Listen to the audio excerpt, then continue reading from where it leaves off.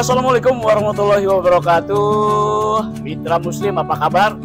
Rasanya sudah lama sekali kita tidak berkunjung di Kuldi ya. Dan alhamdulillah hari ini kita masih diberikan kesehatan yang baik hingga bisa bersilaturahim lewat channel YouTube-nya Kuldi Satriani Wisata. Dan hari ini spesial banget karena kita akan membahas sebuah negara yang sekarang sedang jadi sorotan dunia, di mana perhelatan sepak bola dunia sedang digelar atau FIFA World Cup. Di mana lagi kalau bukan di Qatar. Nah, kita kan mungkin ada yang belum akrab dengan Qatar, begitu ada FIFA World Cup baru bahwa ada sebuah negara yang luar biasa kaya raya dan sejahtera, itu Qatar. Dan Assalamualaikum Pak Ustadz. Waalaikumsalam. Ini kostumnya udah Qatar nih, merah marun. Merah marun ya. Nah, Mitra Muslim, kenapa? Karena Ustadz kita ini ternyata sekolahnya dari SMP sampai SMA di Qatar. Tahunnya berapa? Pokoknya dengerin cerita serunya tentang Qatar dan beliau yang sempat sekolah di Qatar. Silakan Ustadz.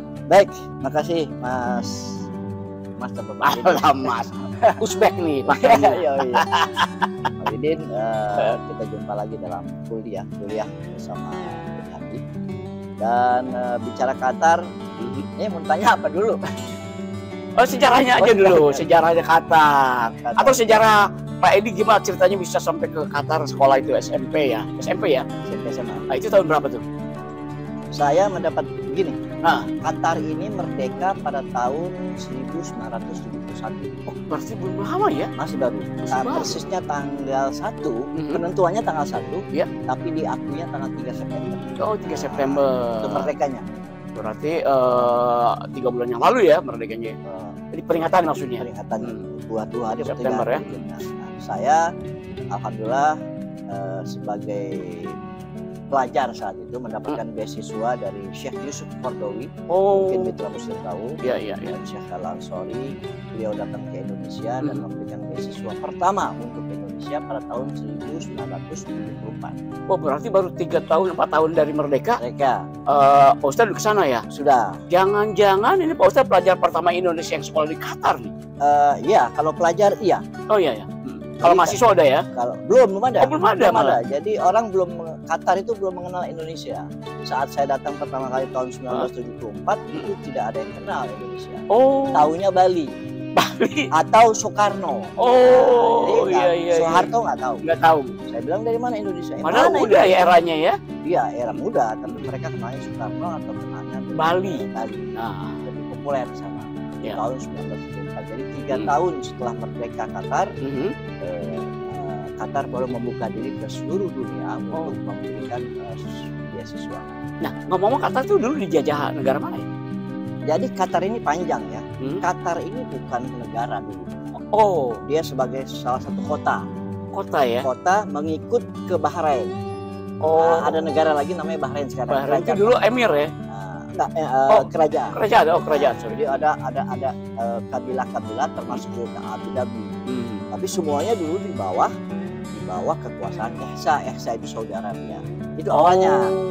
Iya. Setelah itu dijajah dan pecahnya antara mereka.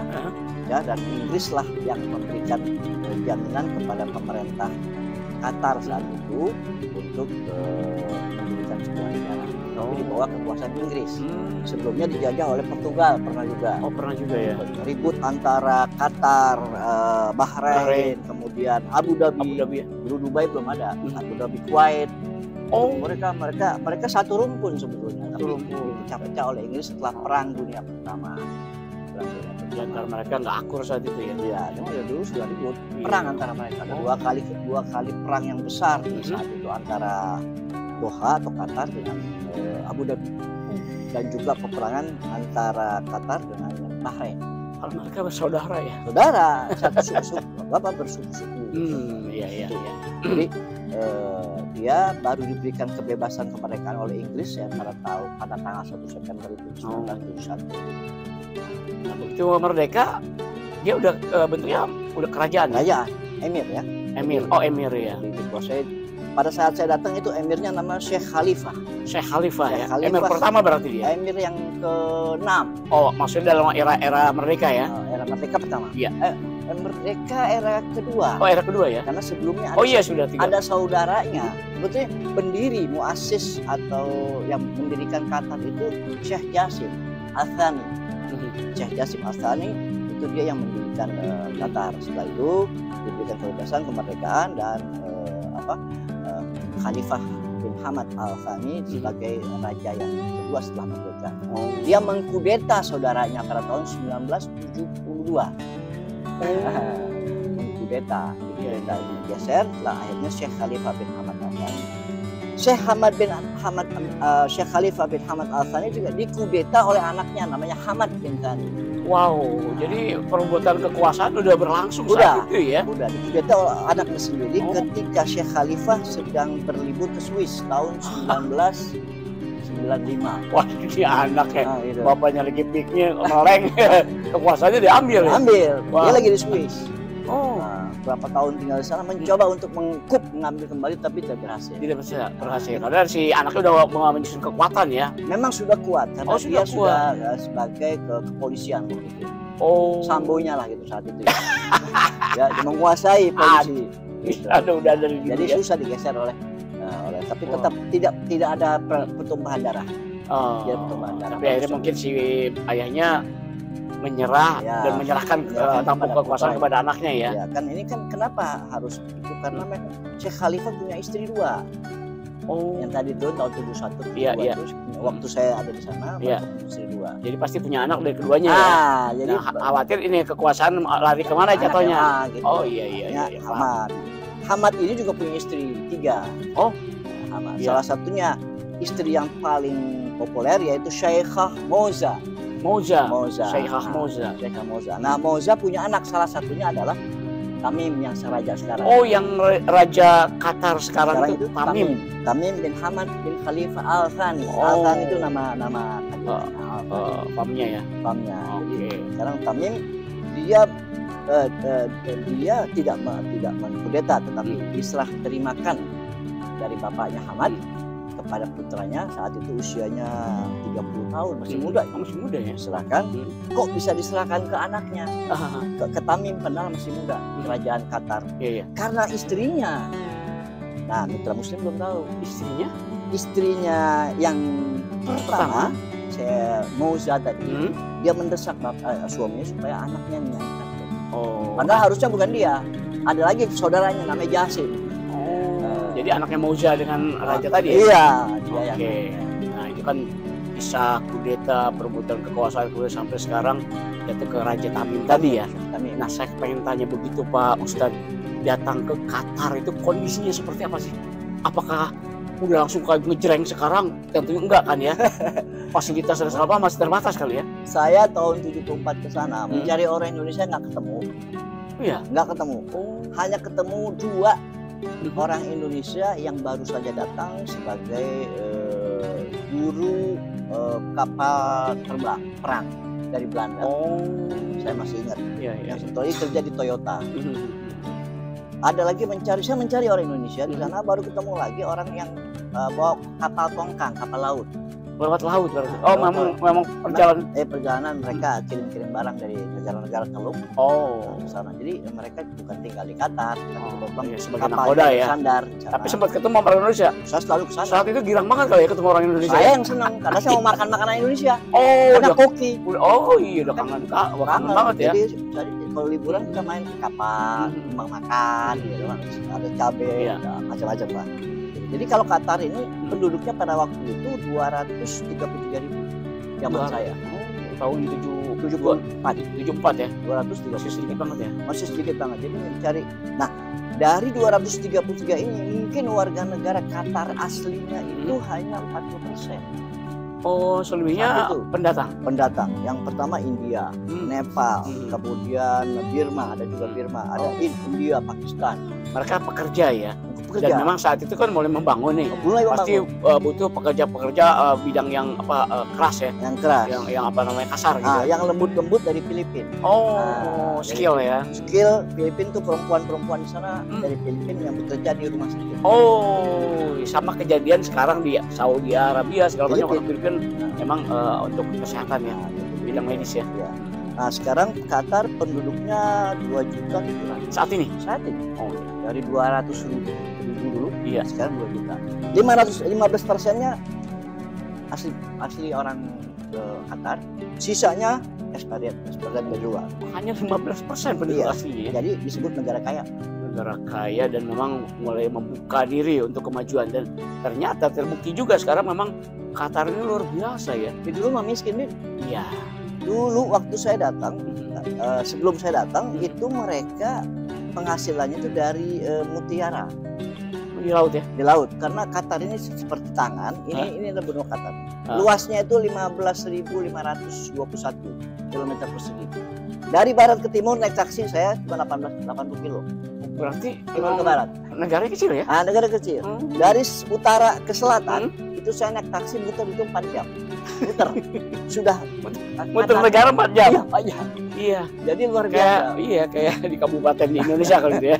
Pada tahun 74 ketika saya sekolah beasiswa di sana sudah mendapatkan gaji 300 real. Sekolah SMP di Qatar. Digaji. Digaji. Di sini S1 susah banget digaji. Jadi 300 real, bayangkan. Dan itu dibayarkan setiap bulan. Setiap masuk musim panas itu liburan. Liburan 4 bulan, musim panas 4 bulan. Musim panas liburan 4 bulan. Kita libur kan, nggak ada sekolah. Iya. Nah itu digaji 4, dirapel. Jadi 300 kali 4 berapa duit? Jadi pulang ke Indonesia bawa uang yang rapel 4 bulan. Wah, Tiket dikasih. wish. Pulang. Jadi setiap tahun kita dapat beasiswa, tiket berikut rapel 4 bulan tadi. Itu Pak Ustadz bilang masih miskin. Sudah mulai sudah mulai berkembang. Baru mendapatkan minyak, baru minyak. Oh, Gasnya sudah belum. menemukan minyak ya. Membludak boomingnya itu setelah tahun 90-an, setelah mendapatkan gas. Gas. Jadi memang kekayaan alamnya luar biasa yang belum tergali saat itu ya. Dan yang pertama kali bekerja di sana adalah orang Aceh. Gas. Oh iya. Jadi orang Aceh banyak di Qatar. Oh. Mungkin Mitra Muslim mohon dikoreksi, yang saya tahu orang Aceh. Agak saru sih kalau Aceh tinggal di sana ya kan? Enggak, karena yang rata-rata setelah saya datang ke sana mereka dari Aceh dan kerjanya di gas. Oh, Bukan di petroleum. luar biasa ya. Jadi nah, era Hamad bin San ini era 90-an mulai meledak. Iya. Berarti raja yang sekarang itu udah berkuasa di tahun 90-an. Yang sekarang tahun 2013. Oh, belum Baru. lama juga ya. Belum lama juga. Jadi yang sekarang Haman ya. Tamim. Ya, Tamim ya, yang melanjutkan sebut aja pembangunan kota Qatar sampai seperti sekarang ini gitu ya. Sebenarnya bukan dia, tapi bapaknya Hamad tadi. Hamad tadi yang membuka. Karena zaman saya dulu kan pembangunan tidak seperti sekarang. Dulu saya datang aja mencari, nggak ada bus. Nggak ada bus, belum ada bus transportasi. Jadi pakai apa dong transportasi? Taksi. Supir naik kuda. Tidak ada bus seperti sekarang, busnya ada tapi tidak pakai AC. Pakai kipas angin dulu. Pantesan sering masuk angin di sana. Jadi memang Qatar tapi sudah mulai tumbuh saat itu. Beasiswa dapat semua istilahnya. Dan sekarang kan disebut negara terkaya di dunia ya, wajar. Iya, negara terkaya di dunia. Dengan luas negara tidak begitu luas. Ya. Kemudian sumber daya alam yang luar biasa dimanfaatkan. Jumlah penduduk sedikit. Kemana tuh uang yang mereka miliki? Diinvestasikan. Jadi Raja Tamim ini, Syekh Tamim punya dia kan beli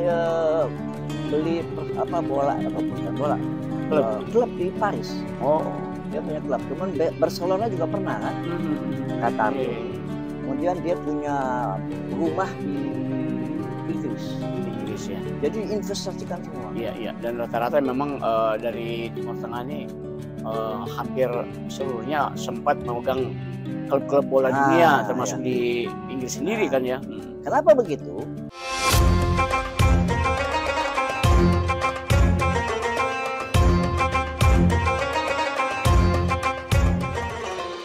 Assalamualaikum warahmatullahi wabarakatuh, mitra muslim yang berbahagia. Saya Miing Bagito, saksikan Kuldi, kuliah bersama Edi Hamdi. Bicara tentang sejarah Islam, yuk tonton di YouTube channel Satriani. Tentunya jangan lupa like, komen, dan subscribe. Assalamualaikum warahmatullahi wabarakatuh.